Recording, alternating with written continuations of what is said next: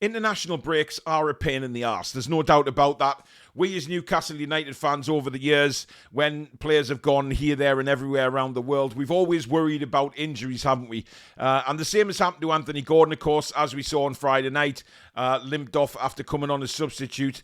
And a badly bruised hip is what he's got at the moment. That's what Thomas Tuchel said. It didn't look too good. There was some severe bruising around his hip. So he's back with Newcastle now, and it'll be up to the physios to get him going again. But of course, he is suspended for the Brentford game, so he's got quite a bit of time before he's actually going to be able to play again anyway. So that might just be enough time for the injury itself. Fingers crossed. Now, one other exclusion from the England 23 tonight is our very own Tino Livramento.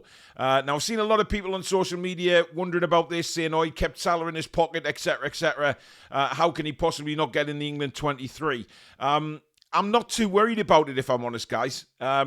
Plus point is he's not going to play a competitive game before going back to Newcastle, of course, and getting ready for the Brentford game. No chance of getting injured in a competitive game. However, I also think that Thomas Tuchel knows what he's got with Livramento, and he's just sort of rotating. Remember, Tuchel hasn't had any friendlies to gather players together and work with different teams throughout. He's gone straight into these World Cup qualifiers.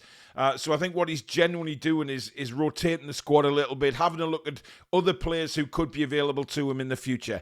He used to manage Livramento. He knows what he's all about. He knows the qualities Livramento has. And in a recent interview, Tuchel actually came out and said that he didn't want to sell Tino Livramento when he was manager of Chelsea because he knows what he's capable of, he knows how good he is, etc., etc. So I wouldn't particularly worry about any of that, guys, moving forward. I think Tuchel is just rotating the squad, having a look at some more players, bringing some more in, having another look, and then moving on. And obviously, he'll build up that squad as the qualifiers go on closer to getting to the World Cup. So Livramento will come home and go back to training with Newcastle United. So for me, it's a bonus because he's not risking injury. And let's face it, we don't have many defenders left. It's very important that we keep the players we've got fit, especially for the very, very busy up-and-coming schedule, which is, of course, the month of April. It is stacked with games, very crucial games in our push for qualification for the Champions League, of course. So Livramento not in the 23 tonight against Latvia. He will return back to Newcastle United.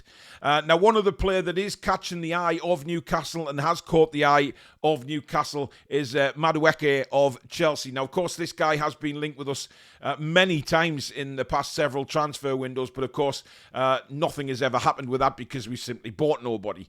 But the summer is expected to be a big transformation at Newcastle. Few players moving out, a few players coming in, and Madueke is another one that's caught the eye. Of course, he's a winger. He can play on that right side where we are desperate for players. At the moment, we only have Jacob Murphy there, who is the lone player specialising in that position. And it's important that we have somebody come in that can really play a step above what Jacob can. We know what Jacob Murphy can do.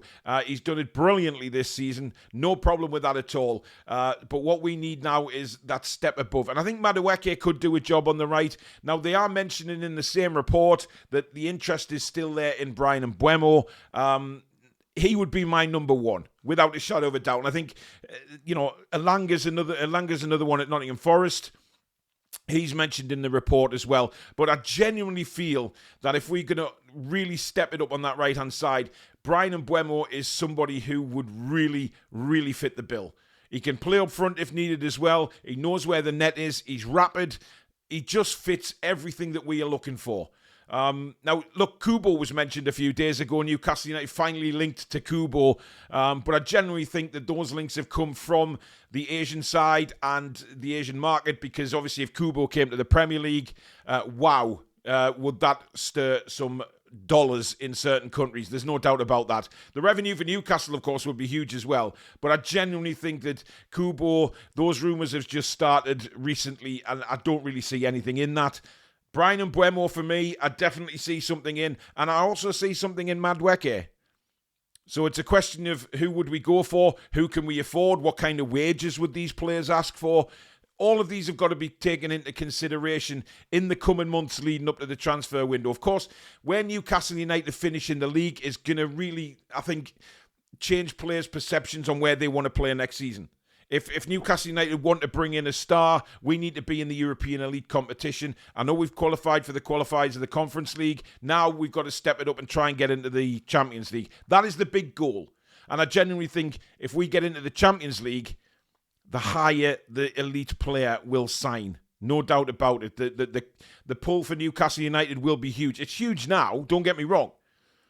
But for the likes of Mbeumo, etc., who want to be at that elite level, who want to step up, it's a perfect chance if we get in the Champions League. And I genuinely think he would be my number one on that right-hand side.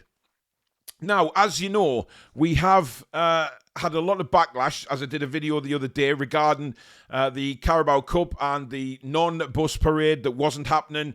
Of course, Newcastle United put out that you had to register for interest for the Town Moor. Now, it seems like no definitive decision has been made on that yet, and that a bus parade could still be possible. Now, what the reports are saying today in the Chronicle, etc., is the talks are still ongoing with the relevant powers that be. So obviously that'll be the police and the council, etc., working out how to do this. Now, since I put that video out, I've heard a lot of people saying, why can't we do it? It's a disgrace. It's not right. I've put a poll out on the channel, actually, which we'll talk about in tomorrow night's show, in the Newcastle United news show we're doing tomorrow night. Huge response to that, but it is incredible, the results on there, which we'll go through tomorrow. But Newcastle United fans want a bus parade. There's no doubt about that. And I think the club did drop a bollock, 100% dropped the bollock, not really listening to what the fans wanted. But again, I said this in the video last time, that Newcastle United's hands might be tied. They might be getting told by powers that be that they can do this and they can't do that. So doing a bus parade, for me, listen, we've seen it before. We've seen it many times before. Bus parades are, part and parcel of football celebrations, if you like. I'm old school like that. I think a bus parade is perfect. I'd rather watch a bus parade than stand on the Town Moor 150 rows back seeing absolutely sod all. And it doesn't make any sense.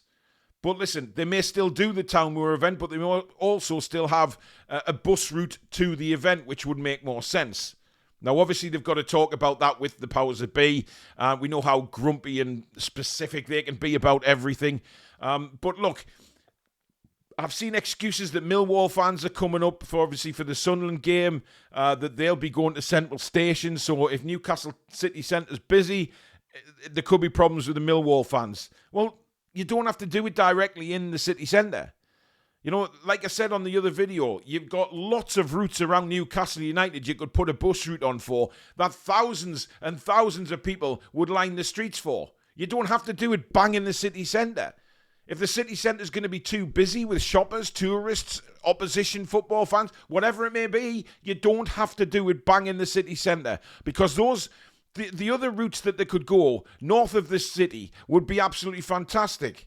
You're talking around the Town Moor anyway. There's loads of places that can do a bus route. And we all know that. So I think Newcastle United, they've got to really think about this. And time is running out, of course, because this event is happening on Saturday.